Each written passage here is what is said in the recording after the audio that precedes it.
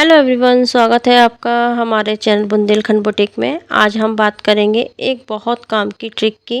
जब आप कपड़े की कटिंग करती हो ज़्यादा कैंची के इस्तेमाल से तो उंगलियों पर निशान आना आम बात है, लेकिन घबराना नहीं है। कुछ उपाय हैं जिसको मैं आपके साथ शेयर करूंगी। तो मेरे एक सब्सक्राइबर हैं जिनका कहना है इससे कुछ नहीं होता, कोई और आइडिया हो तो बताओ। तो उन्हीं की डिमांड पर ये वीडियो है। तो चलिए सीखते हैं, क्या पता आप सबको ये वीडियो अच्छी लगे। देखिए, आप ये निशान देख ही रहे होगे मेरी उंगलियों पर। एक बड़ी फिंगर पर है और मेरे अंगूठे पे निशान है। कई लोगों के काफ़ी सारे निशान होते हैं, बट मेरी दो उंगलियों पे ज़्यादा निशान है, अंगूठे पे और मिडिल फिंगर पर। तो मैं काफ़ी दिन से सिलाई कर रही हूँ, पर नहीं है, मुझे इतना आइडिया था नहीं। सबको देखती थी, जितने भी टेलर थे उनको, कि कैंची में धागा या कपड़ा लपेटते हैं। पर ये तरीका काम तो करता है। देखिए मेरी पुरानी वीडियो, उसमें भी इस तरीके से मैंने लगा रखा है। पर ये तरीका काम तो करता है। क्या है कि काम करता है, पर आपको थोड़े दिन के बाद बार बार इस कपड़े को चेंज करना पड़ता है। और ये तरीका तब काम करता है जब कपड़े की लेयर थोड़ी अच्छी खासी मोटी हो। और ज़्यादा हम मोटा कपड़ा इसमें कर देते हैं तो हमारी फिंगर आना मुश्किल हो जाती है, खासकर जेंट्स की उंगलियां होती हैं तो। लेडीज़ की उंगलियां तो फिर भी चल जाती हैं, पतली दुबली होती है, मगर जेंट्स में नहीं चलती हैं। तो इस टेंशन के लिए कुछ मेरे पास उपाय है जिसको मैं आपके संग शेयर करूँगी। तो आप अब ये सब तामझाम देख रहे हो, क्या मैंने तेल, रबड़, कैंची, टेप रख रखा है। और इन्हीं सब से ये वेस्ट ऑफ मटेरियल है, और इन्हीं सब से मैं आपको आज वो सब करके दिखाऊंगी जिसकी आप सोचते होंगे कि इसके अलावा हम क्या कर सकते हैं जिससे हमारे हाथों में निशान नहीं आए। तो टिप्स नंबर 1। तो सबसे पहले हम लेंगे रुई। तो रुई को कम से कम हमें दो भागों में बांटना है। जैसे कि हम बड़ी वट बनाते हैं ना, इतना, तो हमें बड़े उसमें बांटना है दो टुकड़ों में। और टेप लेना है, अगर पतला टेप है तो ठीक है, अगर चौड़ा टेप है तो उसको आप बीच में से आप कट कर लीजिएगा। तो मेरे पास पतला टेप मुझे मिल नहीं रहा था तो मैंने चौड़ा ही लिया है, ठीक है। और कम से कम आपको 6 इंच लंबाई में टेप कटिंग करना है। अगर इससे ज़्यादा होगा तो चलेगा, आपको अपने फिंगर के हिसाब से टेप की लंबाई लेनी है, जिससे कि 2 से 3 राउंड टेप के हो जाए। ये हमने टेप ले लिया है और इसको हम एक साइड काट के रख देंगे। अब हम लेंगे कॉटन। तो कॉटन को लेना है और हमें दोनों तरफ से हल्का हल्का खींचना है। खींचने के बाद जैसे हम वट बनाते हैं, पूजा के लिए जोत बनाते हैं ना, हमें वैसी जोत बनानी है।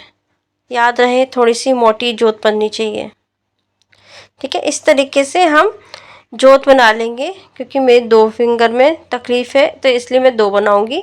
आपको ज़्यादा हो तो ज़्यादा बना लीजिएगा। मेरे हिसाब से तो अधिकतर अंगूठा और मिडिल फिंगर ही अधिकतर होती है कि जो दिक्कत करती है, क्योंकि सबसे लंबी मिडिल फिंगर होती है और सबसे ज़्यादा मुड़ने में मेरे ख्याल से तकलीफ शायद इसी को होती है। और बाकी उंगलियों को इतना काम नहीं होता, इन दो उंगलियों को ज़्यादा काम होता है। तो हम लेंगे, जहाँ पर भी हमें तकलीफ है वहाँ पे हमें इस वट को रखना है। अब ये जो वट बनाई है, ये वट का जो नोक वाला हिस्सा है, हमें वो अंदर की साइड रखना है। और जो फूल वाला हिस्सा है, यानी कि जो उसकी तली है, ज़मीन है, उसको हमें ऊपर की साइड रखना है। अब एक साइड हमें टेप चिपका लेना है, ठीक है। एक साइड चिपकाने के बाद इस तरीके से टेप को राउंड करना है। ये मेरा उल्टा हाथ पड़ रहा है इसलिए मैं प्रॉपर मैं हाथ से लगा नहीं पा रही हूँ, वरना आप दूसरे की मदद भी ले सकते हो, ठीक है। तो किसी और से आप लगवा सकते हैं इस तरीके से। देखिए, अब हम दूसरा टेप लगाएंगे। पहले हमने टेप लगा लिया है।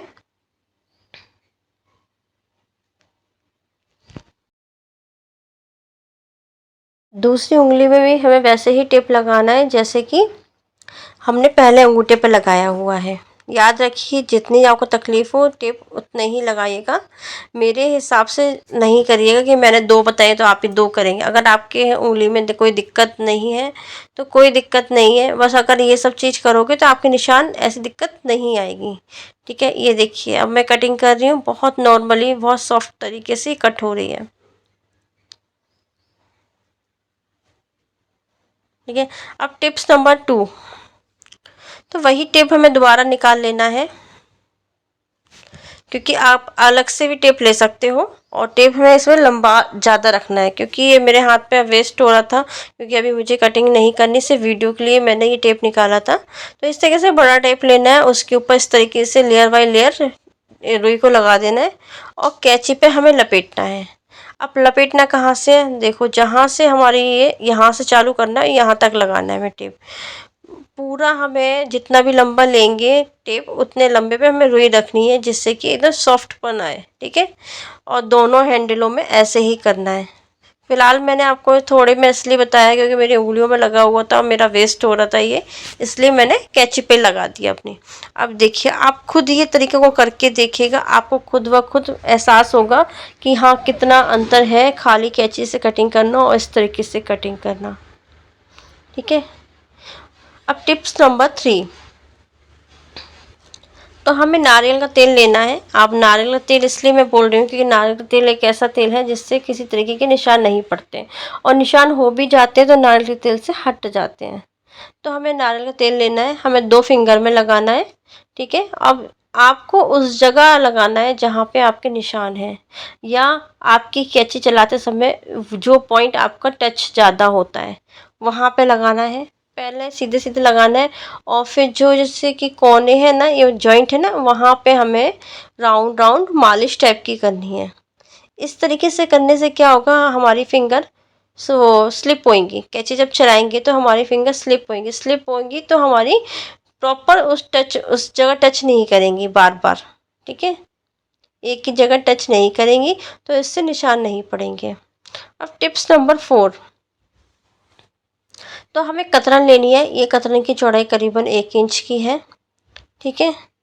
तो इस कतरन को, कपड़ा कोई भी हो, कोशिश यही करना कपड़े की जो क्वालिटी हो वो कॉटन की हो, ठीक है। तो हमें इस तरीके से कपड़ा लेना है करीबन 1 इंच चौड़ा, ठीक है। मैं अपने सीधे हाथ पे उल्टे हाथ बता रही हूँ और सीधे हाथ से मुझे ज़्यादा ऐसा लग रहा है कि ठीक तरीके बता पाऊँगी, तो हालांकि उल्टे हाथ में कोई तकलीफ़ नहीं है, मगर एक आप समझ लिए कि हाँ मैं एक आइडिया बता रही हूँ, ठीक है। तो आपको एक याद करना है कि इस सिंपल तरीके से आपको टेप नहीं लगाना है, आपको फॉर्म लेनी है कपड़े वाली जो निकलती है कपड़ों में, साड़ियों में, सूटों में, वो फॉर्म लेनी है और 2 बाई 2 का एक टुकड़ा कटिंग करना है और कपड़े के साथ इसको लपेट देना है। अंदर पहले फॉर्म रखनी है और फिर कपड़ा रखना है। इससे क्या होगा, कपड़े की लेंथ कम होएगी और मूवमेंट अच्छा करेगी। अब टिप नंबर 5, हमें कुछ रबड़े लेनी है। ये मेरी फेवरेट टिप्स है, ये अधिकतर मैं यूज़ करती हूँ, ठीक है। ये रबड़ लेनी है। अगर ये रबड़ आपकी पुरानी होगी तो ज़्यादा बेस्ट है, नई ज़्यादा स्ट्रेचेबल होने में दिक्कत करती है, ठीक है। अब जहाँ आपको तकलीफ़ है ये रबड़ हमें वहाँ लगानी है, ठीक है, जहाँ जहाँ तकलीफ़ है, ठीक है। ये वाली ट्रिप तो ऐसे काम करती है जैसे कि आप घुटनों के ऊपर, अपनी नी के ऊपर नी कैप पहनते हैं। जो पहनते हैं नी कैप वो जानते होंगे किस तरह की फीलिंग आती है। सेम फीलिंग ऐसे ही उंगलियों पे आती है, हमें ऐसा लगता है कि हमने अपनी फिंगर पे नी कैप पहन ली हो, ठीक है। इस तरह की जहाँ आपको तकलीफ है वहाँ पे ये रबर बैंड लगा लेनी है। लगाने के बाद इसके बाद हमें कटिंग करना है। इस तरीके से भी हमें कटिंग करने में कोई दिक्कत नहीं आएगी और हमारी प्रॉपर तरीके से कटिंग होगी और फिंगर मूव करेंगी।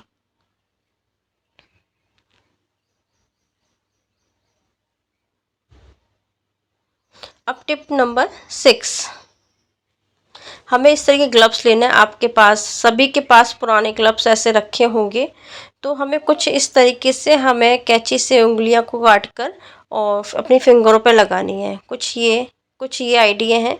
इस तरीके से आप किसी भी तरीके से लगा सकते हैं। आप चाहो ये उंगलियों की फिंगर वाली अब मार्केट में मिलती है, तो ऑनलाइन मिल जाएगी, तो आप इस तरीके की ऑनलाइन से सिलिकॉन वाली भी ले सकते हो। अब टिप नंबर 7 में, अगर आपके पास कुछ नहीं है, आपके घर में बैंडेज है, तो इस बैंडेज का इस्तेमाल कर सकते हैं जहाँ जहाँ आपको ये तकलीफ़ है। इन टिप्स के साथ आज की वीडियो यहीं पे ख़त्म होती है। अगर आपको ये वीडियो अच्छी लगी हो तो प्लीज़ लाइक एंड सब्सक्राइब ज़रूर कीजिएगा। मिलते हैं नेक्स्ट वीडियो में, तब तक के लिए बाय बाय।